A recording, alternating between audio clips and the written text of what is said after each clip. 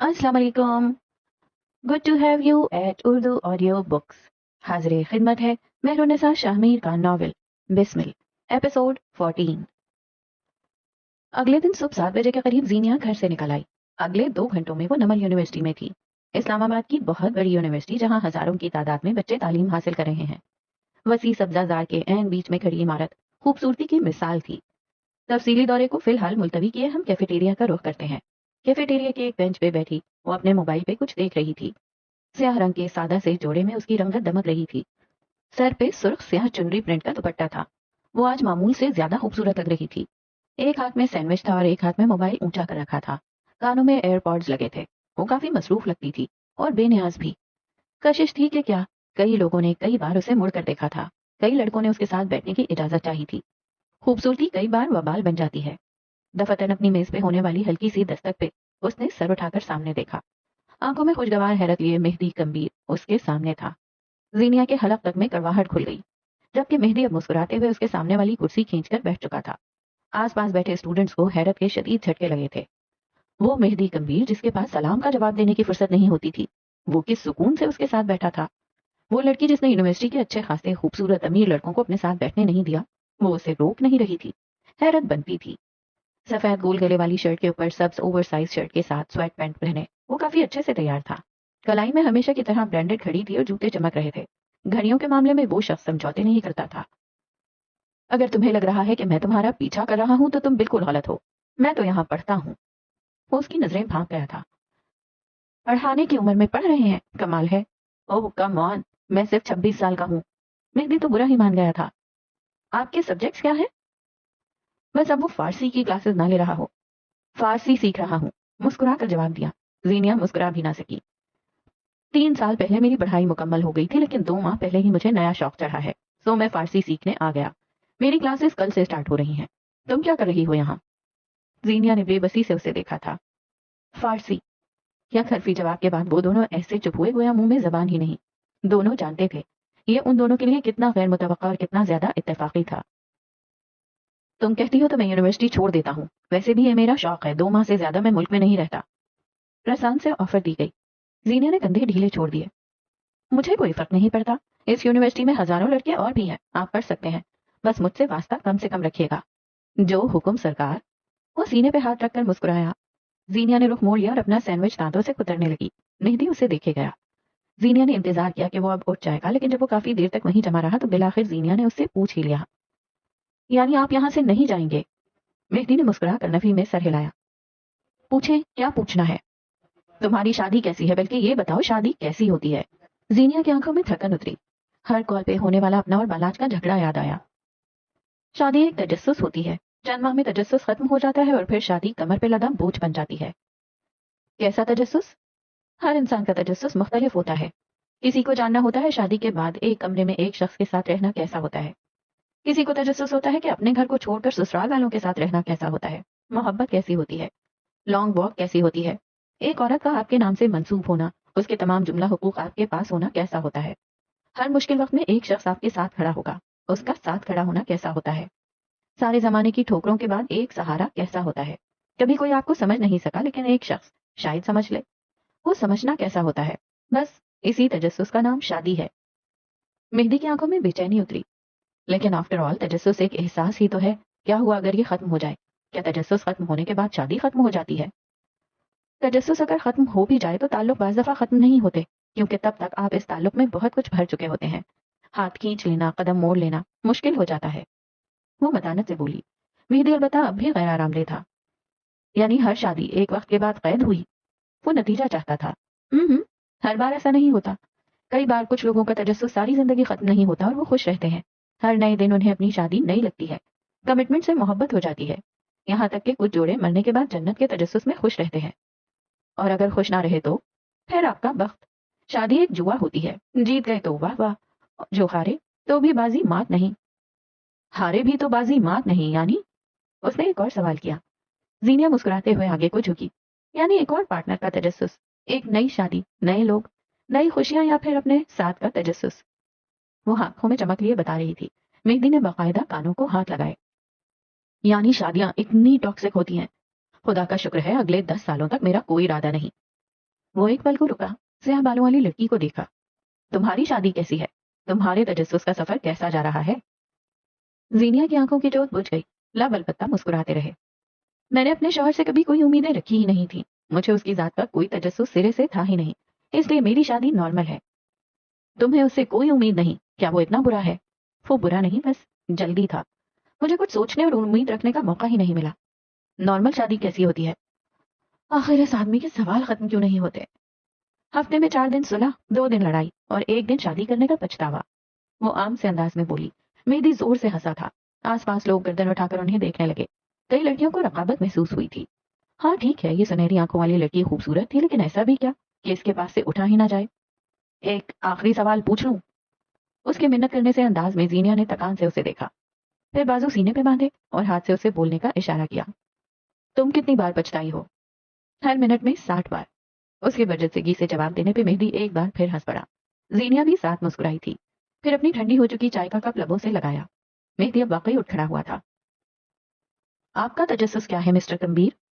مہدی ٹھہر سا گیا، آہستگی سے اس کی آنکھوں میں دیکھا۔ کئی لمحے کوئی جواب نہ بن پڑا۔ میرا تجسس سکون ہے، میں ایک ٹھہراؤ کی تلاش میں ہوں، کوئی ایسا ساتھی جس کے ساتھ میں کئی ماہ ایک شہر میں گزار دوں اور بور نہ ہوں، بے سکون نہ ہوں۔ انیسا کا چہرہ اس کی آنکھوں کے آگے دھندلا تھا۔ پھر کوئی ملی کیا؟ ملی تھی، اس نے دھیرے سے اعتراف کیا، لیکن وہ محبت نہیں، تجسس تھی، جان لیا تو ختم ہو گیا۔ وہ کہہ کر رکا نہیں، شاید اپنی آنکھیں پڑھ لیے جانے کا خوف تھا۔ زینیا کئی لمحے اس کی آنکھوں میں ابھرتا عکس نہ دیکھ پانے کے غم میں رہی۔ شام کا نیلگوں اندھیرا سارے میں چھایا ہوا تھا۔ زینیا حاکم کے ہاسٹل کے کمرے میں افراتفری کا عالم تھا۔ وہ چادر سر تک تانے لیٹی ہوئی تھی، چائے، نیند اور کاملیت، زینیا ان کے بغیر ادھوری تھی۔ کمرے میں ملگجا سا اندھیرا چھایا ہوا تھا۔ ایک جانب رکھے پلنگ پہ زینیا سو رہی تھی، مگر دوسری جانب کا پلنگ خالی تھا۔ مالکن ہمیشہ کی طرح گھر سے غائب نہیں تھی، بلکہ آج تو محترمہ الماری میں منہ دیے کھڑی تھی، چہرے اور انداز میں بے چینی تھی۔ وہ شاید کچھ ڈھونڈ رہی تھی۔ ماتھے پہ پسینے کی ننھی ننھی بوندیں تھیں اور آنکھیں ہر گزرتے پل گلابی پڑتی جا رہی تھیں۔ کھٹر پھٹر کی آواز میں کم از کم زینیا اٹھنے والی نہیں تھی۔ بقول بشر کے، زینیا دیو مالائی کتابوں کا وہ دیو ہے جو 6 ماہ سوتا ہے اور 6 ماہ جاگتا ہے۔ یہ وہی عورت تھی جسے سحری میں ڈھول والا بھی نہیں اٹھا سکتا تھا۔ چند پل بعد کمرے کی حالت غیر ہو چکی تھی۔ اسی لمحے زینیا کا موبائل زور زور سے تھرتھرایا۔ والاج کی ناراضگی کے خوف سے وہ نیند میں بھی الرٹ رہنے لگی تھی۔ کال بج بج کر ختم ہو گئی تو دوبارہ سے موبائل تھرتھرانے لگا۔ چونکہ موبائل میں ہینڈ فری لگے تھے، سو اس کی روم میٹ تک آواز نہ گئی۔ مسلسل بجتے فون نے اس کی نیند میں خلل ڈالا اور پھر وہ جھٹکے سے اٹھ بیٹھی۔ چند پل سوئی سوئی آنکھوں سے اپنے اطراف میں دیکھتی رہی۔ لباس وہی صبح والا تھا۔ عین اسی لمحے اس نے کچھ ایسا منظر دیکھا کہ اس کی آنکھیں ابل کر باہر آنے لگیں۔ اس کی روم میٹ کے ہاتھ میں سفید پاؤڈر کی پڑیاں تھیں، اور دور حاضر میں ہر انسان کو معلوم تھا یہ سفید پڑیاں اپنے اندر کیسا سیاہ جہاں بسائے ہوئے تھیں۔ نین تارا زینیا کی جانب متوجہ نہیں تھی، اس کے ہاتھ تیز تیز چل رہے تھے۔ سفید پاؤڈر کی پڑیاں جلدی جلدی بیگ میں ڈالتے ہوئے وہ کہیں جانے کے لیے تیار تھی۔ اسی لمحے اس کی اپنی طلب بھی شدید ہونے لگی، یا شاید اپنی گھبراہٹ پہ قابو پانے کا یہ ایک طریقہ تھا۔ اس نے پڑیا کو ماتھے سے چاک کیا، ذرا سا چورا ہاتھ پہ گرایا، کسی جنونی کے جیسی ترسی ہوئی مسکراہٹ اس کے لبوں پہ دہرائی۔ آنکھیں بند کر کے ناک سے سفید پاؤڈر اندر کی جانب کھینچا۔ اگلے کئی لمحے اس نے خود کو ہلکا محسوس کیا، ہوا سے بھی ہلکا، سرور سے زیادہ مسرور، خوش سے زیادہ خوش۔ وہ اس جہاں میں نہیں تھی۔ اسے لگا تھا کسی نے اسے ہواؤں میں اٹھا لیا تھا۔ اسے لگا تھا کسی نے ساری دنیا کی خوشیاں اسے دے دی ہوں۔ آس پاس قہقہے بکھر گئے۔ وہ اس دنیا، اس حال سے غافل تھی۔ اس کے پیر جسم ہواؤں میں تھے۔ بے اختیار اس کا قہقہے مارنے کو جی چاہا۔ ایک ڈرگ ایڈکٹ کو اس کا نشہ مل چکا تھا۔ اس کی ناک کے نتنوں سے پھپھون کی پتلی لکیر بہہ نکلی تھی۔ آنکھیں نیندوا تھیں، بدن ڈھیلا۔ اس کا دل تیزی سے دھڑک رہا تھا اور وہ دنیا جہاں سے بیگانہ تھی۔ زینیا سنسی ہوئی اسے دیکھ رہی تھی۔ آنکھیں پھٹی کی پھٹی رہ گئیں۔ وہ کہاں آ گئی تھی؟ کبھی رات کے اندھیرے میں کوئی اس کی گردن پہ بندوق رکھ دیتا تھا، کبھی آتی ہوئی شام میں کوئی اس کے سامنے یوں جرم کر رہا تھا، گناہ کر رہا تھا۔ بڑا شہر اپنے اندر بڑے اشتہے سمیٹے ہوئے تھا۔ اس لمحے، اس سمے اسے ساری دنیا سے خوف آیا تھا۔ وہ دھیرے دھیرے پیچھے ہوتے ہوئے اپنے پلنگ سے جا لگی۔ آنکھیں نامحسوس انداز میں بھر آئیں۔ زینیا حاکم ایک غلط ایکویشن میں پھنس چکی تھی۔ نین تارا اب بھی مسرور سی تھی، ہواؤں کے دوش پہ، خلاؤں کے درمیان۔ کسی احساس کے تحت نین تارا نے مڑ کر دیکھا۔ زینیا کو اپنی طرف دیکھتا پا کر ایک لمحے کو وہ سن رہ گئی۔ ناک سے بہتی پتلی سرخ لکیر کو انگلی سے صاف کیا۔ گلابی آنکھوں میں جلال لیے وہ زینیا کی اور بڑھی۔ بیٹھ کے قریب پہنچ کر اس نے ایک جھٹکے سے زینیا کو پلنگ سے لگایا اور اس کے گلے پر اپنے دونوں ہاتھوں سے گرفت جمائی۔ زینیا کی آنکھوں سے بہتا پانی اب اس کے ہاتھوں پہ بہ رہا تھا۔ وہ دباؤ بڑھاتی جا رہی تھی۔ ساکن بیٹھی لڑکی کوئی مزاحمت نہیں کر رہی تھی۔ اگر تم نے منہ کھولنے کی کوشش بھی کی تو مجھ سے برا کوئی نہیں ہوگا۔ ہماری پہنچ بہت اونچی ہے۔ اپنے کام سے کام، اور منہ بند رکھو گی تو فائدے میں رہو گی، ورنہ۔ وہ آگے کو ہوئی۔ تمہارے ٹکڑے بھی تمہارے گھر والوں کو نصیب نہیں ہوں گے۔ حقارت، سختی اور تپش سے کہتے ہوئے اس نے زینیا کو جھٹکے سے چھوڑا۔ یہی جھٹکا زینیا حاکم کو ہوش میں لانے کے لیے کافی تھا۔ نین تارا اب مڑ گئی، وہ اپنا بیگ باندھ رہی تھی۔ کئی کلو گرام منشیات، کئی ہزار لوگوں کی زندگی خراب کرنے کو تیار تھی، ان بچوں کو جو شہر سے دور، ماں باپ بہن بھائیوں سے دور مستقبل سنوارنے آئے تھے اور یہاں ذہنی صحت بگاڑ کر جانے والے تھے۔ زینیا نے اپنی آنکھیں بے دردی سے رگڑ کر صاف کی۔ اسی پل ہاسٹل کے باہر سے پولیس کی گاڑی کا سائرن سنائی دینے لگا۔ زینیا حاکم کو ساری دنیا اپنے سر پر گھومتی محسوس ہوئی۔ اس نے برق رفتاری سے پیر نیچے اتارے۔ نین تارا بھی سہم چکی تھی، اس کے ہاتھ تیزی سے ایک نمبر ڈائل کر رہے تھے۔ باہر سے اب آوازیں مزید قریب آتی جا رہی تھیں۔ میں نے تم سے کہا تھا پولیس کو پتا چل گیا ہے، میں نے کہا تھا ہماری پرچی کٹ گئی ہے۔ وہ فون کان سے لگائے گرا رہی تھی اور زینیا آنکھیں صاف کیے مسائل کے حل کے لیے تیار تھی۔ فوراً یہاں پہنچو، بلکہ فوراً سے پہلے بیگ کسی صورت پولیس کے ہاتھوں نہیں لگنا چاہیے۔ جلدی آؤ خبیث انسان۔ اس کے منہ سے کف نکل رہا تھا۔ پھر اس نے مڑ کر زینیا پہ ایک بیزار نگاہ ڈالی۔ یہاں سے دفان ہو جاؤ ورنہ مجھ سے برا کوئی نہیں ہوگا۔ اس کا بس نہیں چلتا تھا زینیا کو دھکے دے کر یہاں سے نکال دے۔ سائرن کی آواز اب بے حد قریب آ گئی تھی۔ اسی لمحے زینیا نے فوراً الماری کے کھلے ہوئے پٹ سے اپنے چھوٹا سا بیگ پیک نکالا، کندھے کے پاس رکھا فون اٹھایا، آنکھوں میں عزم اور چہرے پہ سختی۔ زینیا حاکم ایک فرار کے لیے تیار تھی۔ نین تارا اب بھی فون پہ کسی سے بات کرنے میں مصروف تھی۔ کبھی وہ گالیاں بکتی اور کبھی تحمل سے سامنے والے کی بات سنتی۔ زینیا اس کے سامنے آ کر رکی، بھورے بیگ پہ ایک نظر ڈالی اور پھر نین تارا کو دیکھا۔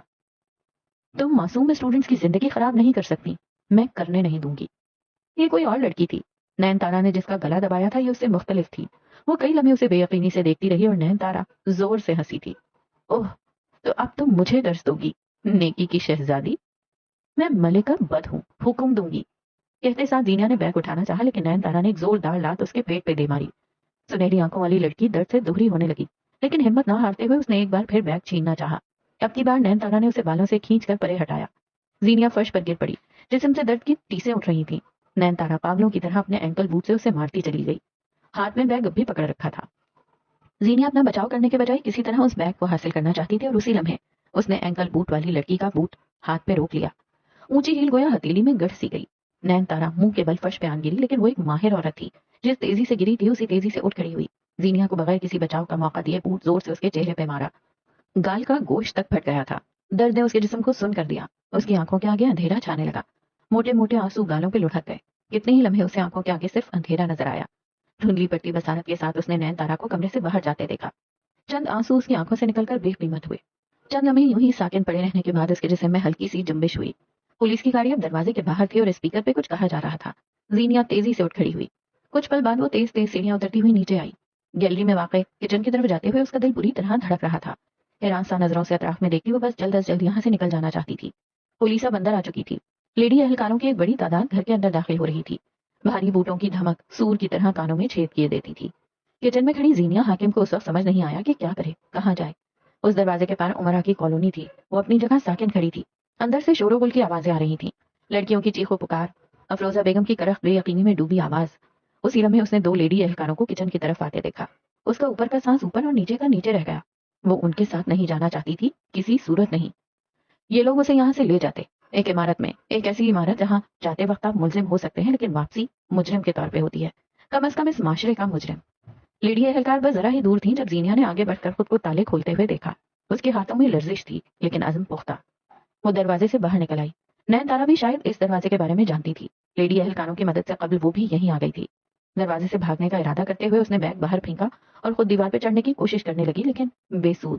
لیڈی اہلکار کے ہاتھ میں موجود پستول کے دستے نے اس کے سر کے پچھلے حصے پہ ایسی ضرب ماری کہ اس نشے کی زیادتی میں ڈوبی لڑکی لڑکھڑا کر گری۔ زینیا حاکم جو بھاگ کر گلی کے دہانے پہ پہنچ چکی تھی، اس نے اس بھورے گرتے ہوئے بیگ کو دیکھا۔ یہاں واپس مڑنا خطرناک ہو سکتا تھا، لیکن یہ سفید پوریاں ہزاروں بچوں کی زندگی تباہ کر سکتی تھیں۔ گیلی آنکھوں کو رگڑتے ہوئے وہ واپس گیٹ تک آئی۔ بیگ سے لوہے کی تاریں نکالتے ہوئے اس نے دروازے کے سوراخ میں باندھ دی، وہیں جہاں تالا لگا کرتا تھا۔ یہ وہی تاریں تھیں جنہیں وہ فوٹوگرافی کے لیے استعمال کیا کرتی تھی۔ ہاتھ بری طرح زخمی ہوئے تھے لیکن بالآخر وہ کامیاب رہی۔ اندر سے شور و غل کی آوازیں آتی تھیں۔ اس بھورے بیگ کو اچک کر کندھے پہ ڈالا اور انہی گلیوں میں کہیں غائب ہو گئی۔ اسلام آباد کی اونچی نیچی ڈھلوانوں والی گلیاں، درختوں کے سائے اور سرمئی سڑکوں والی سیاہ گلیاں۔ رات کے اندھیرے میں اس گلی میں اس نے ایک محل نما گھر دیکھا جس کا عقبی دروازہ کھلا ہوا تھا۔ زرد بتیاں سارے ماحول کو روشن کیے ہوئے تھیں۔ ملازمین کی فوج یہاں سے وہاں گزرتے ہوئے مختلف کام نپٹا رہی تھی۔ سیاہ سلاخدار دروازہ کھلا تھا اور ملازمین کام میں مصروف۔ زینیا نے پیچھے مڑ کر دیکھا، پولیس اہلکار اس جانب آ رہے تھے۔ اس نے بیگ سینے سے لگا لیا۔ مختلف وہمیں، خدشے اور نہ جانے کتنے خوف و ہراس نے اس کے اندر سر اٹھایا تھا۔ اس سے پہلے وہ نیلی وردی والے افسر اس کے قریب آتے، پھر بغیر کچھ سوچے سمجھے وہ اس گھر کے اندر داخل ہو گئی۔ پولیس نے اسے اندر جاتے دیکھا تھا، لیکن زینیا نے اندر جاتے ہوئے ایک چیز نہیں دیکھی تھی، اس محل کے باہر لگی تختی جس پہ بڑے بڑے الفاظ میں کمبیر محل لکھا تھا۔ کیا زندگی ایک نیا باب شروع کرنے والی تھی؟ کیا تم اس نئے آغاز کے لیے تیار ہو؟ وہ لرزتے ہاتھوں سے نمبر ڈائل کر رہی تھی، زبان بڑبڑا رہی تھی، دل میں زخم پڑ رہے تھے۔ بالآخر کال اٹینڈ ہو گئی تھی۔ زینیا کے لیے ساری دنیا کی گردش رک گئی۔ گوادر پورٹ کے شور و غل میں جہاز کی طرف جاتے قیس کا موبائل ایک بار پھر بجنے لگا تھا۔ مہدی اس کے ساتھ ساتھ قدم اٹھا رہا تھا، پریشان چہرہ، زرد رنگت اور قبض ہوتی سانسیں۔ یہ شہر واقعی اس کے بھائی کو مار رہا تھا۔ چلتے ہوئے قیس ایک جگہ رک گیا، اسے یا تو جانا تھا یا پھر رک جانا تھا۔ اس نے موبائل کان سے لگایا، وہ رکنے کا فیصلہ لینے والا تھا، لیکن اسی لمحے اسے ایک جانب سے محب ملک آتا دکھائی دیا۔ مہدی چونکہ آگے تھا سو وہ اسے دیکھ نہیں سکا۔ اسی لمحے سارے فیصلے ہو گئے تھے۔ وہ یہاں رک کر اپنے خاندان کے ایک مرد کو کھو نہیں سکتا تھا، اسے جانا پڑا کیونکہ یہ ضروری تھا۔ عبداللہ آ جاؤ پلیز، وہ بھل بھل بہتے آنسوؤں کے درمیان کہہ رہی تھی۔ میں نے غلط فیصلہ کیا عبداللہ، تم میرا کمفرٹ ہو، باقی ساری دنیا مجھے غیر آرام دہ کرتی ہے۔ تمہارے ساتھ یوز ٹو ہو گئی ہوں، کوئی اور میرے لیے عبداللہ نہیں بن سکتا۔ پلیز آ جاؤ، کوئی وعدہ، کوئی پیغام بھیجو۔ تم میرے لیے آؤ عبداللہ، میں اس قابل ہوں کہ میرے لیے آیا جائے۔ آ جاؤ عبداللہ، پلیز آ جاؤ۔ آنسو، جلتا دل، قبض ہوتی سانسیں، ان سب کے درمیان وہ اسے پکار رہی تھی۔ قیس فون کان سے لگائے کھڑا تھا، آنکھوں کے سامنے منظر بدل بدل رہے تھے۔ وہ جو ہی اسے عبداللہ کہتی تھی وہ واقعی قیس سے عبداللہ بن جاتا اور ماضی کے گرداب میں پھنس جاتا، جہاں لاشیں تھیں، خون تھا، کٹے ہوئے اعضا تھے۔ وہ ساکت اور شل تھا۔ اسی لمحے اس نے مہدی کو اپنی جانب آتے دیکھا۔ وہ محب کو دیکھ چکا تھا اور اب جارحانہ انداز میں اس کی طرف آ رہا تھا، انداز میں جنون تھا اور آنکھوں میں خون سوار تھا۔ قیس کے ساتھ آئے سیکیورٹی کے افراد اسے قیس کے اشارے پہ روکے ہوئے تھے۔ میں تمہارے شہر آیا تھا، تمہاری پکار پہ، میں نے کبھی تمہیں ڈسون نہیں کیا۔ وہ رکا، آنکھیں موند کر سکون کی سانس لی۔ تم میری ہو اور ہمیشہ میری رہو گی۔ دوسری جانب کوئی روح میں گھلتی چاشنی کی طرح اس کے الفاظ کو جذب کر رہا تھا۔ میں تمہیں کوئی وعدہ، کوئی پیغام دیے بغیر جا رہا ہوں، کیونکہ تم سے جو تعلق ہے اس میں محبت کی جگہ نفرت ہے۔ میرے الفاظ تمہیں زندگی دیں گے، لیکن میں چاہتا ہوں تم مرو۔ عبداللہ تمہارے لیے اب کبھی نہیں آئے گا۔ اس نے کال بند کر دی، لیکن دل دکھا تھا۔ وہ ان سسکیوں کو ساری زندگی نہیں بھولنے والا تھا۔ مہدی سیکیورٹی کے افراد سے خود کو چھڑانے میں کامیاب ہو گیا تھا اور اب آنکھوں میں تیش لیے محب کی طرف آ رہا تھا۔ وہ سرد مسکراہٹ کے ساتھ اسے اپنی اور آتے دیکھ رہا تھا۔ اسی لمحے قیس آگے بڑھایا، زخمی شیر کی طرح آگے بڑھتے مہدی کے عین سامنے رک کر اس نے اپنے دونوں بازو پھیلا دیے۔ اپنا بھائی یا ایک غیر انسان، فیصلہ تمہارا ہے مہدی۔ سب آنکھوں والے مرد کے اوپر گویا کسی نے ٹھنڈا برف پانی ڈال دیا ہو۔ سارا غصہ، تن تنا، انتشار دور جا سویا۔ اس آدمی سے اسے محبت تھی، خون کا یہ تعلق اسے عزیز تھا۔ کئی لمحے بعد وہ دھیرے دھیرے قدم لیتا اپنے بھائی کی جانب بڑھ رہا تھا۔ تاثرات نرم پڑ گئے تھے، کندھے ڈھیلے۔ وہ نرمی سے اپنے بھائی کے سینے سے لگ گیا، دونوں بازو کسی ننھے بچے کی طرح اس کے گرد باندھ لیے۔ شکستگی کا اعتراف تھا یہ۔ قیس نے نہ جانے کیوں اپنے دل کو جلتا محسوس کیا۔ محل کا مضبوط ستون بننا مشکل تھا، اسے دل مارنا پڑ رہا تھا۔ وہ اسے سمجھے گی، جانے کیوں اسے خوش فہمی تھی۔ وہ گھر میں داخل ہوئی تو یوں لگا جیسے کسی اور ہی دنیا میں داخل ہو گئی ہو۔ سبزہ کے بیچ میں کھڑا عالی شان محل، شان و شوکت، دمکنت اور غرور سے کھڑی کی گئی قلعے کی مانند دیواریں۔ وہ ضرور اس گھر کی خوبصورتی سے محظوظ ہوتی اگر وقت مختلف ہوتا۔ اس وقت اسے جان کے لالے پڑے تھے۔ عقبی سبزہ دار اس وقت خالی ہو گیا تھا۔ تمام ملازمین ایک پکار پہ دوڑے چلے گئے تھے۔ شاید ان کا مالک غصے میں تھا، یہاں تک کہ وہ دروازہ تک بند کرنا بھول گئے تھے۔ پولیس اہلکار اب گھر کے اندر داخل ہو رہے تھے۔ اس سے پہلے کہ زینیا کو دیکھ لیتے وہ فوراً اندر کی جانب بھاگی، لوگوں کی نظروں سے بچتی بچاتی، بیگ کو متاع حیات کی طرح سینے سے لگاتی۔ زخمی چہرے والی زینیا حاکم گھر کے اندر داخل ہو گئی تھی۔ زرد بتیوں میں ڈوبا پرتایوش گھر، مضبوط ستون واقعی کسی محل کا پتہ دیتے تھے۔ باہر سے کسی کے بلند آواز میں بات کرنے کی آواز اب تھم گئی تھی۔ اب آواز تھی بھاری بوٹوں کی، پولیس کی نفری کے اندر آنے کی، سائرن کی، وہ جو سور جیسا تھا۔ بڑے سے شاہی دربار نما ہال میں کھڑی زینیا ٹکر ٹکر اپنے اطراف میں دیکھ رہی تھی۔ باہر سے ملازمین کی آوازیں آ رہی تھیں۔ گھر میں ایک الگ ہی ٹھنڈک اور مروبیت کا عالم تھا۔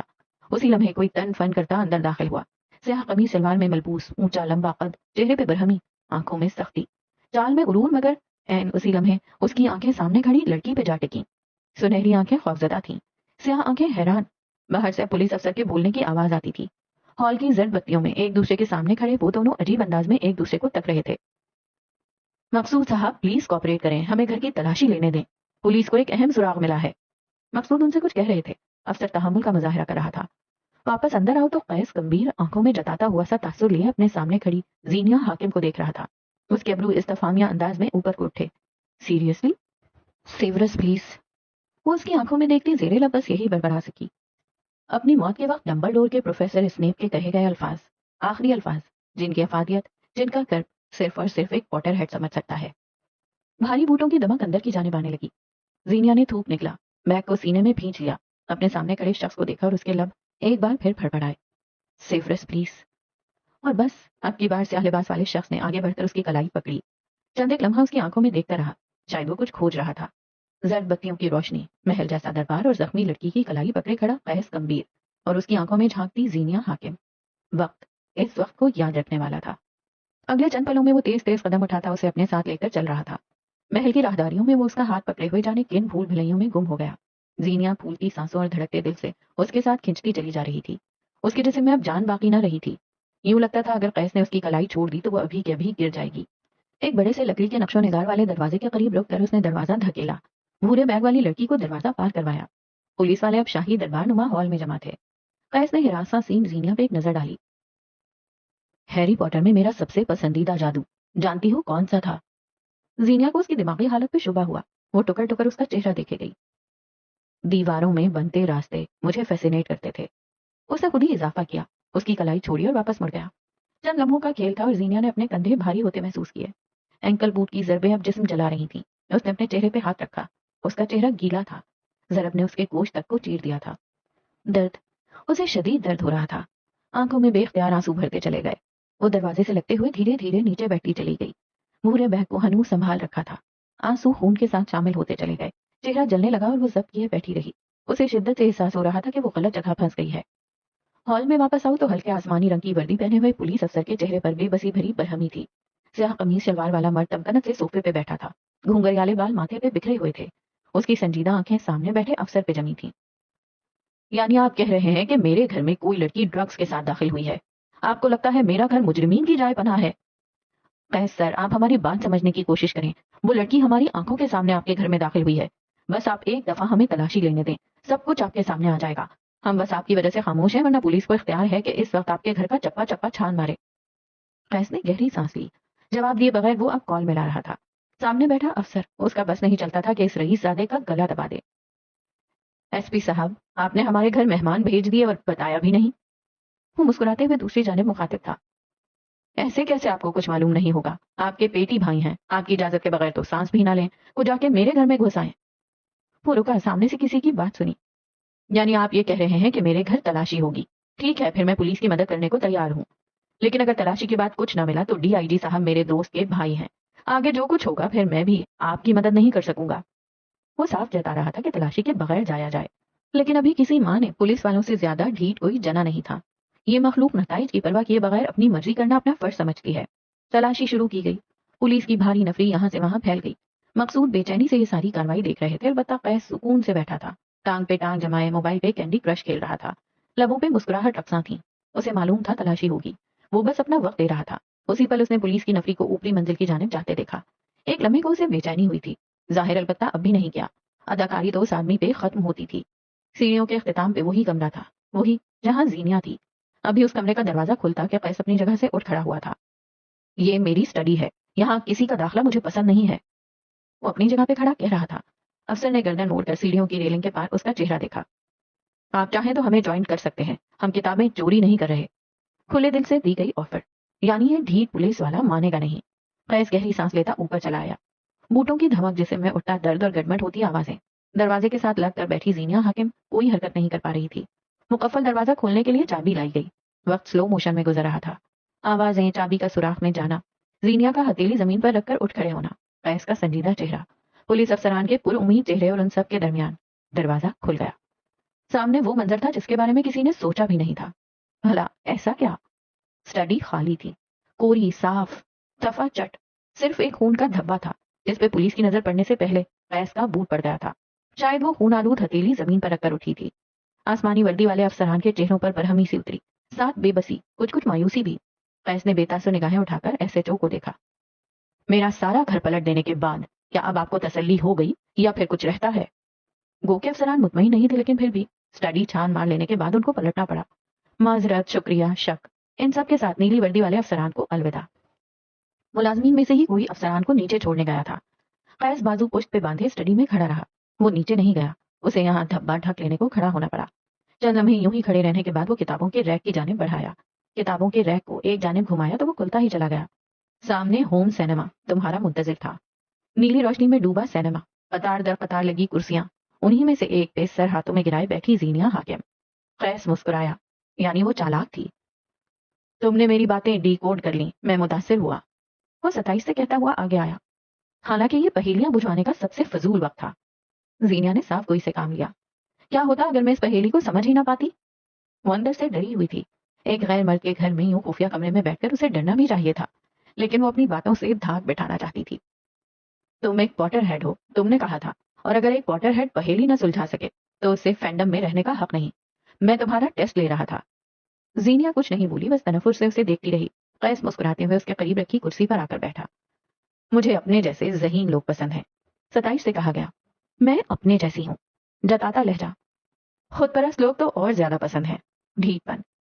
मैं खुदपरस्त नहीं, खुद शनास हूँ, जिद्दी आवाज। हाजिर जवाब लोग बहुत ज्यादा पसंद है, हार ना मानने की जुस्तजू। वक्त जरा मुख्तलिफ होता तो मेरी हाजिर जवाबी तुम्हें बदतमीजी लग रही होती, भला की बेपरवाही। यानी तुम कबूल कर रही हो कि तुम बदतमीज हो। अपने नेगेटिव ट्रेट्स का जिक्र खुद करने वाले लोग भी पसंद हैं। लाजवाब करने की सलाहियत। क्या किसी ने तुम्हें बताया है कि तुम बहस करते हुए कितने बुरे लगते हो? कैस मुस्कुराया, फिर उसके करीब आकर सरगोशी की। मेरे मुंह पे बुरा कहने वाले लोग हद से ज्यादा पसंद है। ये थी शहमात। जीनिया ने गहरी सांस ली और चेहरा मोड़ लिया। कैस उसके करीब रखी एक कुर्सी पर से उठा और दूसरी कुर्सी खींचकर उसके सामने आकर बैठा। चेहरा हथेली पे गिरा दिया। साफ जाहिर था वो महजूज हो रहा था। 2 दिन पहले तुम मेरी किताब चुरा रही थी। आज तुम ड्रग्स के एक बैग के साथ मेरे घर में पनाह गुज़ीर हो, और फिर तुम कहती हो कि तुम मेरा पीछा नहीं कर रही, और फिर तुम कहती हो कि तुम सिर्फ एक फोटोग्राफर हो। 2 दिन पहले तुम पार्क में पिस्तौल समेत आते हो, आज तुम्हारे घर में खुफिया दरवाजे निकल आते हैं, और फिर तुम कहते हो कि तुम एक अच्छे इंसान हो, तुम एक आम आदमी हो। हिसाब बेबाक हुआ। ये बातें मुंह पे मारने का हुनर कहाँ से सीखा है? कैस को तजस्सुस हुआ। जीनिया मुस्कुरा कर आगे को हुई। अपनी पिछली बात का जवाब बोल कर गए तुम। ये बातें घुमा देने का फन कहाँ से सीखा? हफ्के कैस गर्दन पीछे फेंक कर जोर से हंसा था। हंसते हंसते उसकी आंखों में पानी भरने लगा था। वो हंसते हुए कोई साइकोपैथ नहीं बल्कि मासूम लगता था। जीनिया बेजारी से उसे देखे गई। एकदम वो सीधा हुआ, कुछ कहने को लब वाह किए, लेकिन उसी लम्हे उसकी नजर जीनिया की नाक में पहनी लौंग पे गई। वो चौंका था। इस सारे में ये पहली चीज थी जो उसे बुरी लगी, न जाने क्यों। तुम शादीशुदा हो? उसकी आंखों में हैरत थी। जीनिया हैरान हुई। हाँ, लेकिन तुम्हें कैसे पता? तुम्हारी नाक में पहना जेवर सारी कहानी सुना रहा है। तुम्हारी इत्तला के लिए अर्ज है, आजकल ऐसी लौंग फैशन में इन है।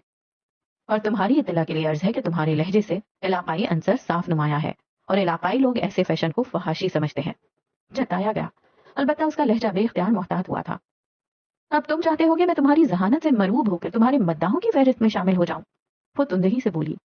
कैस ने नफी में सर हिलाया। मेरे मद्दाहों की फहरिस्त में मोतबर और मुअज़्ज़ज़ लोग शामिल होते हैं, चोर और स्मगलर्स नहीं। सीनियर ने तकान ज़दा नजरें उठाकर उसे देखा। तुम मुझसे क्या चाहते हो? 2 चीजें। पहली, मैं तुमसे बड़ा हूं, मुझे आप कहो। दूसरा, सच। कैस ने उंगलियों पे गिनवाया। पहले की तवक्का छोड़ दो, दूसरा क्या सच तुम्हारे सामने नहीं है? कैस की निगाहों में सरपन उतर आया। तुम कहानी गढ़ रही हो, और कहानीकारों से बड़ा झूठा कोई नहीं होता। मुझे वो हकीकत जाननी है जो तुम छुपा रही हो।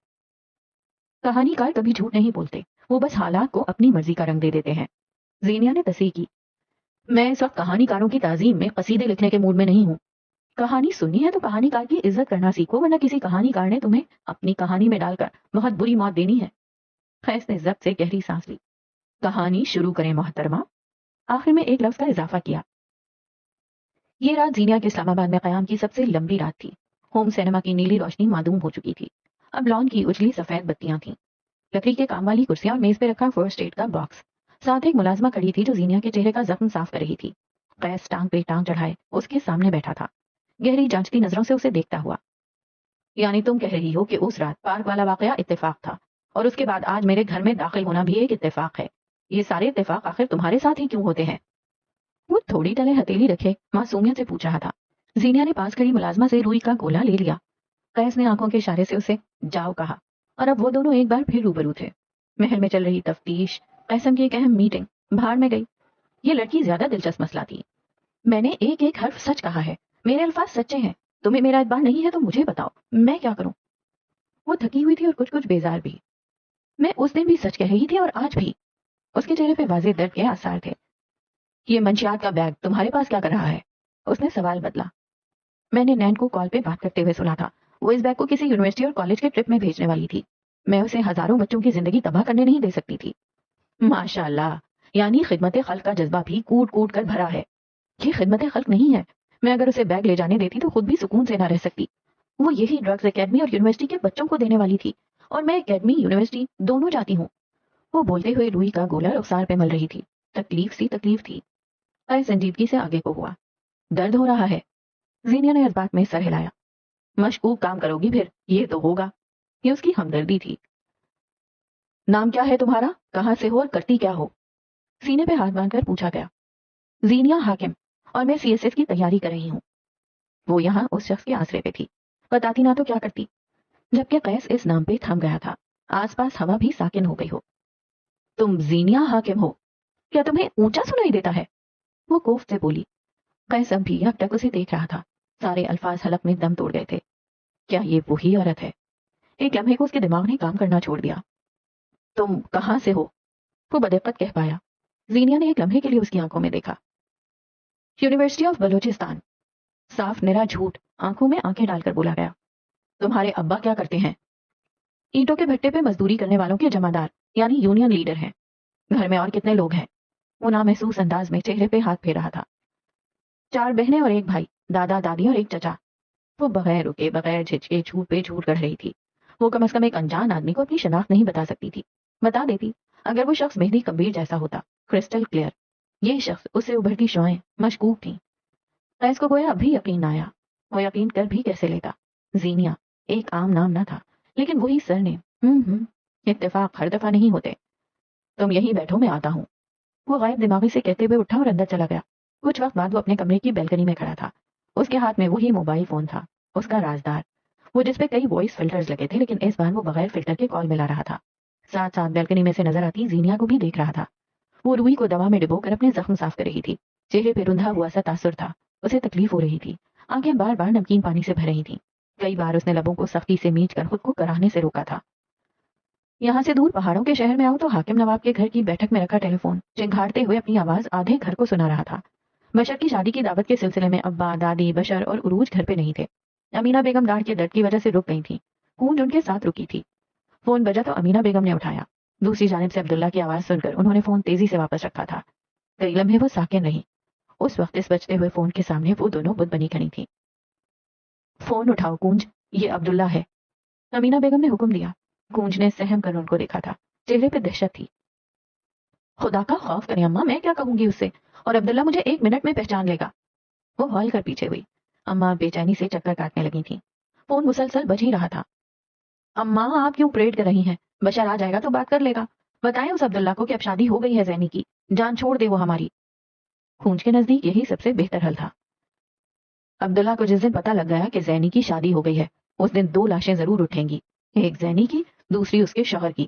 خدا کے لیے کونج، جب تک سچ چھپا رہ سکتا ہے چھپا لو. خدا کے لیے عبداللہ سے زینی بن کر بات کر لو. انہوں نے باقاعدہ ہاتھ باندھ لیے تھے. کونج کنٹ کھا کر پیچھے کو ہوئی. شاکی نظروں سے اپنی ماں کو دیکھا اور پھر اس بچتے فون کو. وہ نیم رضامند تھی، خوفزدہ اور پریشان بھی. اس کا رواں رواں کانپ رہا تھا. بیلکنی میں کھڑے قیس کے لیے لائن دوبارہ مل گئی تھی. اس نے نیچے جھانک کر دیکھا. زینیا نے کرسی کی پشت ٹیک لگا رکھی تھی اور آنکھیں موندی ہوئی. یعنی یہ وہ عورت نہیں تھی. ہیلو، میں عبداللہ بات کر رہا ہوں. بھاری گھمبیر آواز پہ کونج کے ہاتھوں سے فون گرتے گرتے بچا تھا. وہ مر کر بھی زینیا نہیں بن سکتی تھی. ہیلو، کیا تمہیں میری آواز آ رہی ہے؟ وہی آواز جسے اب میں سننا نہیں چاہتی. قیس ٹھہر گیا. لان میں موجود لڑکی یہ کوئی اور تھی. اسے یقین آنے لگا. کیا یہ وہی آواز تھی؟ خلش وہی رہی. تم چاہو یا نہ چاہو، آواز تو تمہیں اب یہی سننی پڑے گی. قیس کی سنجیدہ آواز دوسری طرف ابھری. کونج نے شکوہ کناں نظروں سے اپنی اماں کو دیکھا. یہ کس کے ساتھ پھنسا دیا تھا؟ میں اپنی مرضی کے خلاف نہیں جاتی عبداللہ، میرے حوالے سے خوش فہمیاں نہ پالا کرو. وہ بالکل اسی طرح جواب دے رہی تھی جیسے پہلی بار. قیس کے دل میں تمانیت سی اترنے لگی. تمہارے حوالے سے بہت امیدیں ہیں مجھے، بس ان کا خیال رکھنا. آواز ایسی ہی تھی کہ کونج کی ہتھیلیاں پسینے بھرنے لگی. لیکن اداکارہ وہ بھی ٹاک کی تھی. جو دو گے وہی واپس آئے گا. تم نے امیدیں توڑ دی تھی عبداللہ. رنج، ملال، کرب، ان سب کو ملاؤ پھر یہ زینیا حاکم کی بہن کا لہجہ تھا. تمہارے گلے سننے کے لیے کوئی اور دن طے کریں گے، فی الحال وقت نہیں. اس نے کہہ کر کال کاٹ دی. دل میں سکون سا بھر گیا تھا. اس کی منگیتر اب بھی وہی تھی جہاں اسے ہونا چاہیے تھا. نام مل جانے کا مطلب یہ نہیں ہوتا کہ انسان مختلف نہیں ہو سکتے. وہ اب نیچے چلا آیا. رات گہری ہونے لگی تھی. اب اس لڑکی کا یہاں رہنا ٹھیک نہیں تھا. واپس آ کر زینیا کے سامنے والی کرسی پہ بیٹھتے ہوئے اس نے بات کا آغاز کیا. تمہاری شادی کو کتنا عرصہ ہوا ہے؟ بس ایک آخری پھانس دل سے نکل جائے. 3 سال ہو گئے. تمہارا شوہر کہاں ہے اور تمہاری باقی فیملی یعنی سسرال؟ سسرال والے ساتھ نہیں رہتے. میرے یہاں اولاد نہیں ہوئی. میرے شوہر کو دوسری شادی کا کہا گیا تو وہ نہیں مانا, اسی لیے گھر سے نکال دیا. مجھے یہاں چھوڑا ہے اور شوہر سعودی عرب میں ہوتا ہے. اس آخری سطر کے علاوہ اس نے سب کچھ جھوٹ کہا تھا. قیس چند لمحے اسے دیکھتا رہا, پھر اٹھ کھڑا ہوا. آؤ تمہیں چھوڑ آؤں. زینیا جانتی تھی وہ اسے چھوڑنے نہیں بلکہ کسی طرح سے اس کی کئی باتوں کی تصدیق کرنے جا رہا تھا. وہ اس کے ساتھ اٹھ کھڑی ہوئی. ایک ہی پل میں اس کا ذہن پلان بنا چکا تھا. آج کے بعد وہ کون سا اس سے ملنے والی تھی؟ اسے اپنی سچائی وہ کیوں بتائے؟ کیا میں باتھ روم استعمال کر سکتی ہوں؟ مجھے چہرہ صاف کرنا ہے. شائستگی سے اجازت چاہی. قیس نے بغور اسے دیکھتے ہوئے شور یہ لے جائے گی کہا, اور پاس کھڑی بادہ ملازمہ کو اشارہ کیا. زینیا اس کے ساتھ چلی گئی. تھوڑی دیر بعد جب وہ لوٹی تو چہرے سے پانی کے شفاف قطرے ٹپک رہے تھے. آستین گیلی ہو گئی تھی. پلکوں پہ اب بھی پانی ٹھہرا تھا. بلا شبہ وہ بہت خوبصورت تھی, اتنی کہ اسے دیکھ کر دیکھتے رہنے کو جی چاہے. لیکن قیس اسے اس کی خوبصورتی کی وجہ سے نہیں دیکھ رہا تھا. وہ مماثلت ڈھونڈ رہا تھا. کچھ تھا اس کے اندر جو اپنا اپنا لگتا تھا. وہ آج بالکل ویسی تھی جیسے کئی سال قبل اس شہر میں آنے والا قیس. وہ اس کا لیسر ورژن تھی. چند منٹ بعد وہ لمبی اونچی نیچی ڈھلوانوں والی گلی میں ساتھ چل رہے تھے. قیس کچھ خاموش تھا, گویا اس کے دل سے پھانس اب بھی نہیں نکلی تھی. کیا مجھے وہاں جانا چاہیے؟ کیا پتا پولیس اب بھی وہیں ہو. زینیا کو خدشہ لاحق ہوا. قیس نے چلتے چلتے گردن پھیر کر اسے دیکھا. بات ہو گئی ہے میری افروزہ میڈم سے. پولیس جا چکی ہے. نین تارا پکڑی گئی ہے اور ہاسٹل کے باہر پولیس سیکیورٹی کے طور پر تعینات ہے. وہ رکا, گردن موڑ کر ساتھ چلتی لڑکی کو دیکھا. گھبراؤ مت, تم نے بے وقوفی ضرور کی ہے لیکن تم اس محض سے نکل آؤ گی. وہ دلاسا دے رہا تھا یا تانا؟ یہ بے وقوفی نہیں, نیکی ہے. 21ویں صدی میں نیکی نے اپنا نام بدل لیا ہے. وجہ تبدیلی نیکی کے نام پہ ہونے والے تمام فراڈ. زینیا خاموش رہی. کندھے پہ ٹنگے بیگ کو مضبوطی سے چڑھایا. وہ گلی کے نکڑ سے اب ہاسٹل والی گلی میں مڑ رہے تھے. میری ڈی آئی جی صاحب سے بات ہوئی ہے, تمہارا نام اس سب میں نہیں آئے گا. زینیا نے اسے دیکھنا چاہا لیکن اب وہ سامنے دیکھ رہا تھا. جانے اس کے تاثرات کیا رہے ہوں گے. اپنے شوہر کو نہیں بتاؤ گی آج یہاں کیا کچھ ہوا ہے؟ ضرورت نہیں ہے, شک کرے گا. زینیا کی آواز ہلکی تھی. اور اس بیگ کا کیا؟ تمہارا گروہ کب آئے گا اسے لینے؟ میرا اگر کوئی گروہ ہوتا تو میں ان سے درخواست کرتی کہ تمہیں جان سے مار دیں. وہ برہم ہوئی.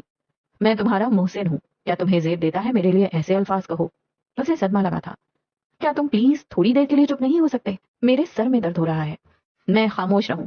میرے گھر میں کئی کلو ڈرگز ہے اور تم کہہ رہی ہو میں خاموش رہوں؟ وہ سینے پہ ہاتھ رکھ کر بے یقینی سے بولا. وہی ڈرگز پھانک کر مر جاؤ. وہ دل ہی دل میں بڑبڑائی. جب بولی تو بس اتنا, میں 1-2 دن میں وہ بیگ لے جاؤں گی اور ساری ڈرگز جلا دوں گی. تمہیں یہ سب کرنے کی ضرورت نہیں ہے, میں ڈسپوز کر دوں گا. یہاں نہیں ہو, اپنے لیے مشکلات مت بڑھاؤ. وہ دھوپ چھاؤں جیسا شخص تھا, کبھی جھلسا دیتا تھا اور کبھی ٹھنڈی چھاؤں دیتا تھا. اول تو مجھے تمہاری بات پہ اعتبار نہیں ہے, دوم تم مجھے اتنے فیور کیوں دے رہے ہو؟ ہاسٹل کے باہر وہ دونوں رک گئے. سیاہ شلوار قمیص والا مرد براہ راست اس کی آنکھوں میں دیکھ رہا تھا. یہ شہر, جب میں یہاں نیا تھا تو اس نے مجھ سے بہت کچھ چھینا ہے. یہاں کے لوگ مانسٹرز ہیں. تم یہاں نئی ہو, میرا عکس دکھتا ہے تم میں. ایک اور چھوٹے شہر سے آنے والے انسان کو علاقائی تعصب کا شکار نہیں بننا چاہیے. یہ شہر تمہیں بہت کچھ سکھائے گا زینیا حاکم. تجربے کم, باتوں سے زیادہ سیکھو. اگلی بار کسی کے گھر میں داخل ہونے سے پہلے 1000 دفعہ سوچنا. ہر کوئی قیس نہیں ہوتا. اچانک سے وہ اتنا نرم ہو گیا تھا کہ یقین نہیں آتا تھا. حقیقت یہی تھی کہ اس لڑکی میں اسے اپنا پچھلا ورژن نظر آیا تھا. اور جن لوگوں نے اپنی زندگی میں برے تجربے کیے ہوں وہ اپنے جیسوں کو بچا لیا کرتے ہیں. ایسے لوگ سیویئر ہوتے ہیں. اسی پل دروازے پہ افروزہ بیگم نمودار ہوئی. سخت مسترب چہرہ, اڑی اڑی سی رنگت. زینیا کو دیکھتے ہی تاثرات میں سختی اتر آئی. دروازے پہ کھڑے کھڑے ہی اسے سخت سست سنائی, چھڑکا ڈپٹا اور پھر اندر دفان ہو جانے کا اشارہ کیا. قیس وہیں کھڑا رہا. وہ اندر چلی گئی تو افروزہ بیگم کا دھیان قیس پہ جا ٹکا. یہ چھوٹے علاقوں کے غریب بچے, جانتے ہو ان کو ڈیل کرنا کتنا مشکل ہوتا ہے.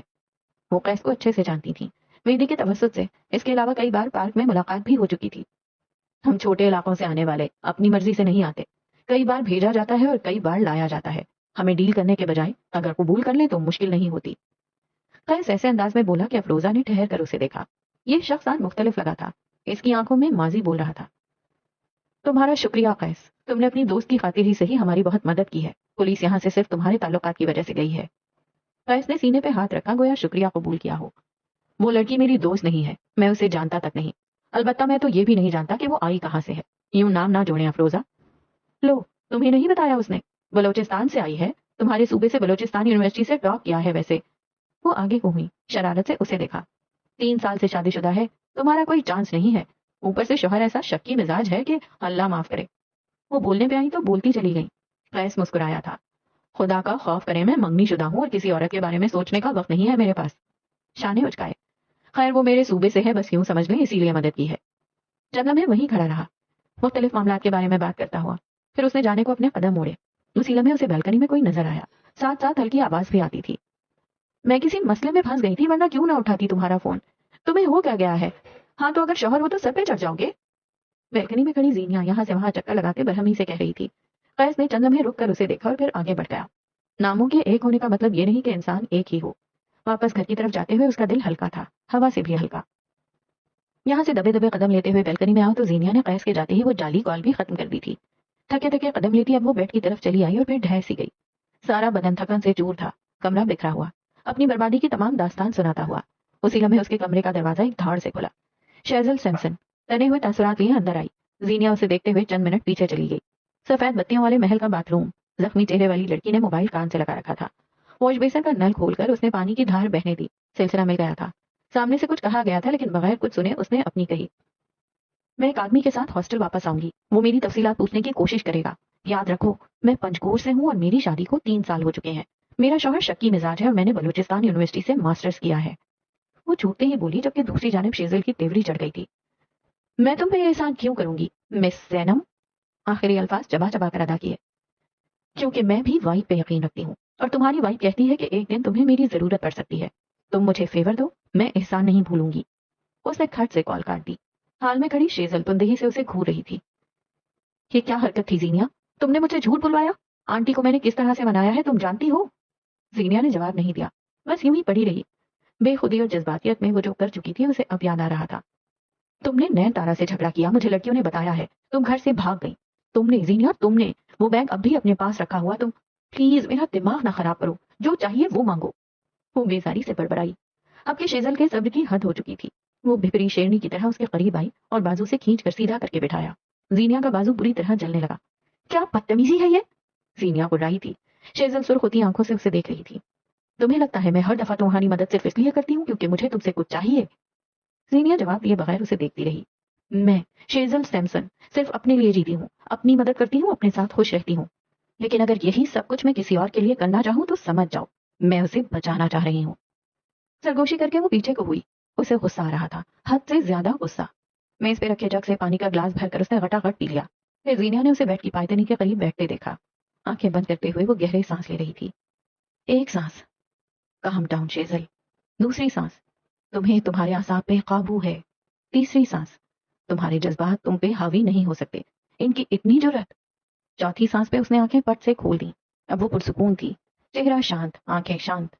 زینیا بے تاثر نظروں سے اسے دیکھ رہی تھی۔ تم نے ہم سے جھوٹ بلوایا زینیا، مجھے جاننے کا حق ہے کیوں؟ مجھے نہیں پتا، بس مجھے وہ شخص غیر آرام دہ کر رہا تھا، وہ کچھ مشکوک تھا، وہ مجھے دیکھ رہا تھا، شاید شناسائی کی کوئی رمق۔ مجھے اس سے پیچھا چھڑانا تھا اور مجھے جو بہتر لگا وہ کر دیا۔ میں نے یہی بات آج یونیورسٹی میں بھی کئی لڑکوں سے کہی ہے، میرا چہرہ میرے لیے مشکلات پیدا کر رہا ہے۔ اس نے تفصیلی جواب دیا اور سچا جواب۔ اور اب آنٹی کو کیا کہوں گی؟ آنٹی سے صبح بات ہوگی، صبح ہونے میں 6 گھنٹے ہیں، تب تک میں 6000 جھوٹ تیار کر سکتی ہوں۔ وہ واپس لیٹ گئی تھی۔ شیزل کئی لمحات تک یوں ہی اسے دیکھتی رہی اور پھر جب بولی تو اس کی آواز کہیں دور سے آتی تھی۔ تم کیا کر رہی ہو زینیا؟ آواز میں ہلکا سا خوف تھا۔ میرے بھائی نے کہا تھا یہ بڑا شہر ہے، یہاں بڑے جانور ہیں، میں ان جانوروں سے لڑنے کے لیے اپنے ناخن تیز کر رہی ہوں۔ کوئی مجھے کھا جائے اس سے پہلے مجھے ان کو نوچنا آنا چاہیے۔ ہم صبح بات کریں گے۔ شیزل کہتے ہوئے اٹھی اور الماری کی طرف بڑھ گئی۔ پٹوا کیے، اسٹرابیری ملک کے کارٹن، کولڈ کافی ہاتھوں میں لی اور باہر کی جانب قدم بڑھائے۔ کوئی کچھ دیر قبل کہہ رہا تھا کہ اسے چیزوں سے غرض نہیں۔ زینیا نے طنز کیا۔ چیزیں ہوتی تو واقعی غرض نہ ہوتی، اسٹرابیری ملک اور کافی تو سانس ہیں۔ وہ ہاتھ بھرے ہوئے نکل گئی۔ زینیا نے گہری سانس لی اور آنکھیں بند کر لیں۔ اسے سکون کی نیند چاہیے تھی، اس سارے وقت میں کم از کم نیند پہ اس کا حق تھا۔ اگلی صبح، اگلے دن صبح بوچھل سی تھی۔ زینیا حاکم صبح سویرے یونیورسٹی کے لیے نکل گئی تھی۔ آنٹی نہ جانے کن کن لوگوں سے مل رہی تھیں، انہیں جلد از جلد اس سارے محض سے نکلنا تھا۔ خوف و ہراس تھا کہ کیا کئی لڑکیاں منہ اندھیرے اپنے گھروں کو لوٹ گئیں۔ یونیورسٹی کی بھیڑ آج معمول سے ہٹ کر تھی۔ وہ اسٹوڈنٹس جو سال ہا سال شکل تک نہیں دکھاتے، آج وہ بھی کتابیں سینے سے لگائے مٹر گشتی کرتے نظر آ رہے تھے۔ سیمینار ہال کی جانب آؤ تو کھچا کھچ بھرا ہوا تھا۔ اور پھر یوں ہی چلتے چلتے زینیا کے کانوں میں خبر پڑی کہ آج مہدی کمبیر تقریر کرنے والے ہیں. لوگ اس کے الفاظ سننے کے لیے دیوانے ہوئے جا رہے تھے. آج زینیا کی کلاس صبح کی تھی. وہ جس وقت پہلی کلاس لے کر باہر نکلی اسی وقت مہدی کمبیر چند لوگوں کے جھرمٹ میں اسے اپنے قریب آتا دکھائی دیا. اس نے سفید گول گلے والی شرٹ کے اوپر ڈینم جیکٹ پہن رکھا تھا. کارگو پینٹس کے ساتھ سفید اسنیکرز اور بال اچھے سے سیٹ کیے. وہ معمولی چہرے والا مرد آج واقعتاً اچھا لگ رہا تھا. وہ 4 لوگوں کے درمیان اس کے قریب نہیں رک سکتا تھا, سو موبائل نکال لیا, کھٹاکھٹ میسج ٹائپ کیا اور خود سے ذرا فاصلے پر کھڑی لڑکی کے نمبر پہ روانہ کر دیا. آج یقیناً تم میری تقریر سننے آئی ہو. زینیا نے میسج پڑھا لیکن جواب نہیں لکھا. وہ اسی طرح لوگوں کے جھرمٹ میں گھرا اس کے ساتھ سے گزر گیا. اسی پل اس کی نظر زینیا کے چہرے کے زخم پہ پڑی. اس کی آنکھیں تفکر سے سکڑیں لیکن وہ پھر بھی اس کے پاس نہیں رکا. آج وہ موضوع محفل تھا, یعنی وہ جس کے ساتھ رکتا وہ بھی موضوع بنتا. کئی پل آڈیٹوریم میں اپنی نشستوں میں سے ایک پہ بیٹھی زینیا حاکم. پروگرام کی ابتدا کسی نئے اسپیکر سے کروائی گئی تھی.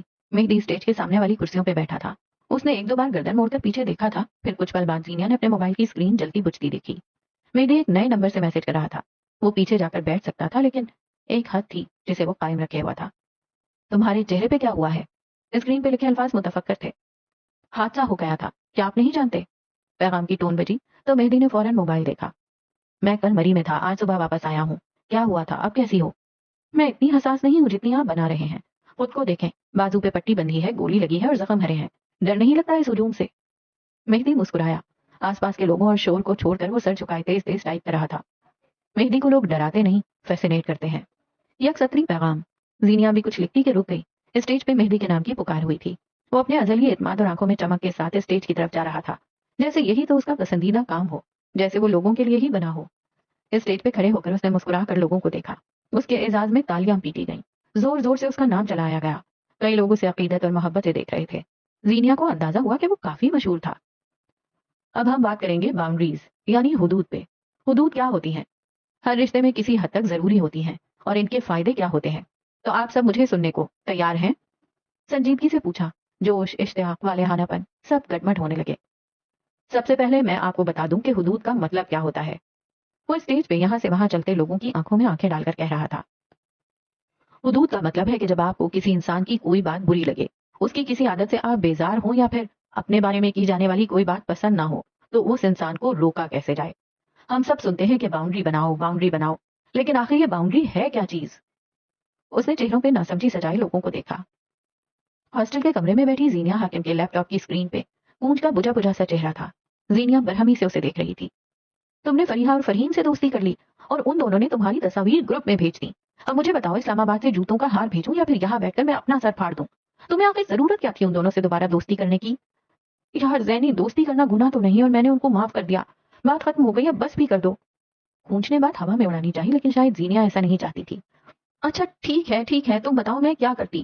معاف نہ کرتی اسے. ہمارے نبی نے کیا سکھایا ہے؟ معافی, درگزر, یا ان کا پیغام چھوڑ دیں؟ میں دین کے بارے میں زیادہ نہیں جانتی, لیکن میں معافی اور حدود کا فرق جانتی ہوں. میں نے یہ نہیں کہا کہ معاف مت کرو, میں نے یہ کہا ہے کہ معافی کے بعد پہلے والی جگہ نہ دو.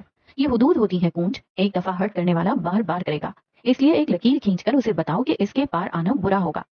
خدا کا واسطہ ہے زینی, میں کونج حاکم ہوں, میرے لیے سب کچھ اتنا آسان نہیں جتنا تمہیں لگتا ہے. حدود کیا ہوتی ہیں؟ کیا ایک لکیر, ایک جھگڑا, تیز ترش لہجے میں سمجھائی گئی ایک بات؟ حدود نرمی سے طے کی جاتی ہیں. آپ کو نہیں پسند آپ کے دوست, آپ کے خاندان یا آپ کے کسی عزیز کے بارے میں غلط بات کہیں, تو انہیں آرام اور تحمل سے بتائیں کہ آج کے بعد یہ بات نہ کی جائے ورنہ وہ آپ کو کھو دیں گے. آپ کو نہیں پسند کوئی آپ کے قد, عمر, رنگت, بال یا پھر کسی انسیکیورٹی کے بارے میں بات کرے, مذاق اڑائیں, تو انہیں روکیں. آج بھی دیر نہیں ہوئی, اپنے لیے ایک حد قائم کرنے میں کبھی دیر نہیں ہوتی. اوہ, یعنی بھابھی اپنا سارا کام تم سے کرواتی ہے؟ کیوں, کیا تم اس کی نوکر لگی ہو؟ گھر اس کا ہے نا, بشر اس کا شوہر ہے نا, کام خود کیوں نہیں کرتی؟ کونج ہاتھ اٹھا کر اسے آہستہ بات کرنے کو کہہ رہی تھی, لیکن وہ زینیا ہی کیا جو کسی کی سن لے. آئندہ سے تم اس کے حصے کا کام نہیں کرو گی. اسے میکے جانا ہے تو اپنا حصہ دے پھر جائے. زینیا کا لہجہ حتمی تھا. اگر میں نے دوبارہ سنا کہ اس نے اپنے کام بھی تمہارے سر تھوپ دیے ہیں تو خدا کی قسم مجھ سے برا کوئی نہیں ہوگا. کونج کے چہرے پہ رندا ہوا تاثر تھا. وہ مجھ سے کام نہیں کرواتی, وہ بیچاری تو بس بیمار رہتی ہے اور اسی وجہ سے خود اسے آفر کر دیتی ہوں. تم بات کو کہاں سے کہاں لے گئی ہو؟ زینیا نے اسکرین کے پار اپنی بہن کو دیکھا. عروج وہی لڑکی ہے جو اپنی ماں کے گھر میں سارا کام خود کرتی تھی. وہ بیمار نہیں ہے. کونج مبارک ہو, تمہیں استعمال کرنے والے لوگوں میں ایک اور اضافہ, اور لعنت ہو کہ تم اب تک سمجھ نہیں سکی. اس کا لہجہ سخت تھا. کونج آنکھوں میں نمی لیے چند پلوں سے دیکھتی رہی اور پھر کھٹ سے اسکرین گرا دی. زینیا کے تو سر پہ لگی, تلووں پہ بجھی. ہم باؤنڈریز نہ بنا کر لوگوں کو اپنا فائدہ اٹھانے دیتے ہیں. جیسے کہ اب ایک لڑکی کی نئی نئی شادی ہوتی ہے تب وہ اپنی دیورانی نند اور ساس کے کام بھی کبھی کبھار خود کرنے لگ جاتی ہے.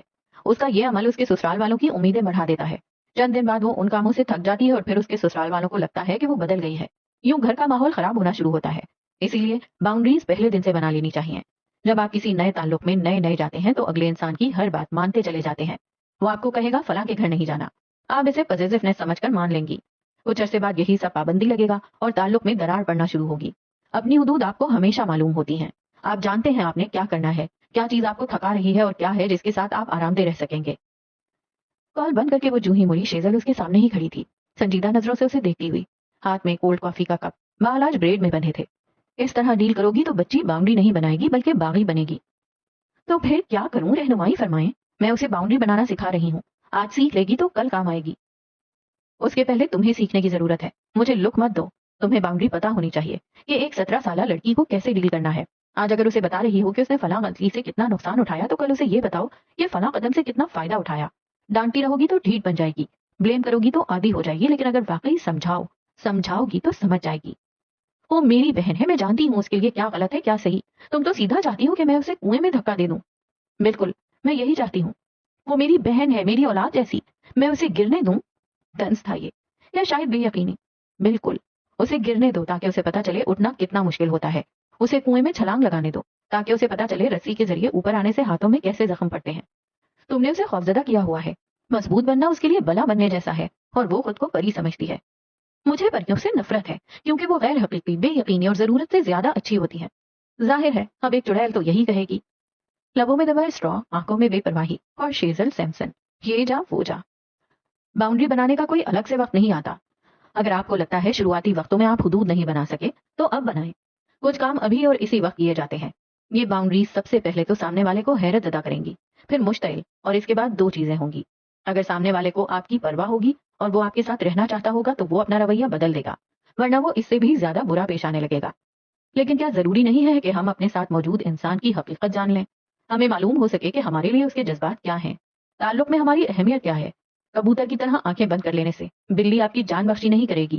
آنکھیں کھول کر سامنے دیکھیں, پھر اگر جان گئی بھی تو کیا پرواہ, کم از کم آپ نے کوشش تو کی. شیزل کے جانے کے بعد وہ سر ہاتھوں میں گرائے بیٹھی تھی. جب تک وہ اپنی بہن کے ساتھ تھی تب تک سب اچھا تھا, کم از کم اس کے سامنے تھا. اس وقت اسے واقعتاً اپنی چھوٹی بہن کی فکر ہوئی. فون کی آہٹ پہ اس نے گردن موڑ کر دیکھا. مالاج کی واٹس ایپ کال آ رہی تھی. جلتی آنکھیں مونتے ہوئے خود کو بیڈ پہ گرا دیا اور موبائل کان سے لگایا. کیسی ہو, کیا کر رہی ہو؟ دلکش لہجہ اس کی سماعتوں سے ٹکرایا. زینیا نے محسوس کیا, کوئی تو ہو جو تپتی دھوپ میں سائبان بنے. میں ٹھیک ہوں, آپ کیسے ہیں, کام کیسا جا رہا ہے؟ میں بھی ٹھیک ہوں, تمہیں میرے سے زیادہ کام کی فکر نہیں ہے؟ کل رات بھی یہی پوچھا تھا اور اب بھی تمہیں. کیا لگتا ہے میں یہاں فارغ بیٹھا ہوں؟ وہ چڑھ ہی دوڑا تھا. میں نے ایسا کچھ بھی نہیں کہا بالاج بڑھائیں مت. آپ اپنی ورک پلیس کا غصہ مجھ پہ مت اتارا کریں. حد قائم کی گئی, چاہے کچھ دیر سے ہی صحیح. چند لمحے وہ مزید بولتا رہا اور زینیا جواب دیتی رہی. کچھ وقت بعد وہ نرم پڑ چکا تھا جب زینیا نے نرمی سے بات کا آغاز کیا. میں کل ایک پرائیویٹ ایجنسی میں انٹرویو دینے جا رہی ہوں. صرف شادیوں میں فوٹوگرافی کرنی ہوگی اور بس. میں آپ کو ڈیٹیلز بھیجتی ہوں. پڑھنے گئی ہو, بس پڑھائی پہ دھیان دو نا. ضرورت کیا ہے اس فوٹوگرافی کی, خام مخام مردوں کے بیچ اٹھنا بیٹھنا. وہ واضح طور پر غیر آرامدہ ہوا تھا. آپ کو اگر شادی کرنی تھی تو خاندان میں 10 اور لڑکیاں تھیں جن کو کیریئر نہیں گھر بنانا تھا. ان کو کیوں نہیں منتخب کیا؟ لہجہ دھیما تھا مگر مضبوط. میں ہر روز ایک ہی بات آپ کو بار بار نہیں سمجھا سکتی, اور نہ مجھ سے کہا کریں کہ میں کیریئر چھوڑ دوں. میں رشتہ نبھا رہی ہوں بالاج, کوشش آپ بھی کریں. یک طرفہ کوششوں میں انسان رہ جاتے ہیں, تعلقات ختم ہو جاتے ہیں. تم نے آخر اسلام آباد ہی کیوں آنا تھا؟ وہ ایک پل کو رکا, فون پہ اس کی گرفت سخت ہوئی. کیا اس لیے کہ یہ عبداللہ کا شہر ہے؟ زینیا کی گرفت اس رشتے پہ ڈھیلی پڑ گئی. دل پہ کسی نے کھینچ کر تھپڑ مارا تھا. وہ بے یقینی کے عالم میں کچھ کہہ ہی نہ سکی. بالاج اسے ماضی کے تانے دے رہا تھا. کیا واقعی؟ تم کہتی ہو میں انسیکیور ہو رہا ہوں, لیکن کیا مجھے نہیں ہونا چاہیے؟ تمہارے دل میں آج بھی عبداللہ ہے, اسی لیے تو تم اس کے شہر آئی ہو. تم اسلام آباد عبداللہ کے لیے آئی ہو نا؟ میں. وہ اگلا کوئی لفظ نہیں سکی. سماعتوں پہ پردے پڑ گئے. آنکھوں میں اب تک بے یقینی تھی, شوق تھا. رفتہ رفتہ کنارے نم ہونے لگے, پھر ایک سیل سا رواں ہوا. لیکن وہ بالاج کو کچھ کہہ نہ سکی. پہلا تانا, پہلی گالی, پہلے تھپڑ, عورت کے لیے ہمیشہ بے یقینی ہوتی ہے. بالاج وہ نہیں تھا جو دکھتا تھا, حقیقت مختلف تھی. باؤنڈریز اگر کام نہ بھی کریں تو آپ کو چاہیے کہ انہیں بناتے رہیں. ہر کوئی ان کا احترام نہیں کرے گا, ہر کوئی ان کو سراہے گا نہیں, لیکن اس ہر کوئی میں کوئی ایک ہوگا جو ان کو سمجھے گا, جو آپ کے ساتھ کو ضروری سمجھے گا. اور اگر ایسا نہ بھی ہوا تب بھی باؤنڈریز بنائیں, کیونکہ یہ آپ کی سینٹی کے لیے ضروری ہیں، آپ کے وقار اور عزت کے لیے۔ باؤنڈری آپ کو مستقبل کے غم اور ماضی کے پچھتاووں سے بچا لیتی ہے۔ حدود قائم کریں اور باوقار رہیں۔ حدود قائم کرنے کا اپنا سفر مجھ سے شیئر کریں، میری ای میل یا انسٹاگرام پہ، ورنہ میں ناراض ہو جاؤں گا۔ اس کی آخری بات پہ آڈیٹوریم میں ہنسی گونجی تھی۔ سبز متلاشی آنکھوں نے عقبی نشستوں کی جانب دیکھا۔ وہاں سے زینیا اٹھ کر جا رہی تھی، چہرے پہ ہلکی ہلکی فکر تھی۔ مہدی اچنبھے سے اسے جاتے ہوئے دیکھتا رہا۔ تو جناب یہ تھا اختتام آج کی ایپیسوڈ کا، اور آج کی ایپیسوڈ میں مجھے زینیا پہ شدید غصہ آیا۔ کتنی بے وقوفی کی ہے زینیا نے، مطلب ڈرگس، سوچیں ڈرگس، اگر وہ ڈرگس کے بیگ کے ساتھ پکڑی جاتی نا تو بس ختم ہو گیا تھا سب کچھ، کیریئر بھی ختم، ایجوکیشن بھی ختم، فیملی بھی ختم، سب کچھ ختم۔ اس مومنٹ پہ مجھے یاد آ رہا تھا ناول کون سا والا، میں ایک جگنو، میمونہ صدف کا، جس میں جو لڑکی تھی، آئی گیس مریم نام تھا اس کیریکٹر کا، اس نے بھی یہی بے وقوفی کی تھی، مطلب ایگزیکٹ یہ تو نہیں لیکن اپنا فون، اپنا لیپ ٹاپ اپنی فرینڈس کو پکڑا دینا۔ اور آج کے زمانے میں کوئی ایسا کیسے کر سکتا ہے؟ آئی ڈونٹ نو، بچوں کو بچانا چاہیے، سب کچھ کرنا چاہیے، لیکن پہلے تو اپنے آپ کو بچانا چاہیے نا، مطلب فون کرے، پولیس کو بتائے جا کے، وہ ان کو، وہ کیا تھی افروزہ بیگم، ان کو بتا دیتی۔ مطلب حد ہو گئی، میرا تو دم نکل گیا تھا کہ یہ کر کیا رہی ہے لڑکی۔ شکر ہے اللہ کا قیس نے بچا لیا۔ ویسے تو مجھے قیس سے ہمدردی ہو رہی تھی، میرا دل چاہتا تھا یہ کوئی بیڈ کیریکٹر نہ ہو، گرے، چلو تھوڑا بہت گرے چل جاتا ہے لیکن ڈارک گرے نہ ہو۔ لیکن ابھی جو کیا قیس نے، زینیا کو بچایا، اس کو پروٹیکٹ کیا، تو اس موقع پہ تو مجھے لگ رہا ہے قیس جو ہے نا وہ کوئی ڈھنگ کا انسان بننے جا رہا ہے۔ بہرحال دیکھتے ہیں قیس کیا کرتا ہے، مہدی کیا کرتا ہے، اور باؤنڈری سیٹ کرنے کے سلسلے میں آپ اور میں کیا کرتے ہیں۔ اللہ حافظ۔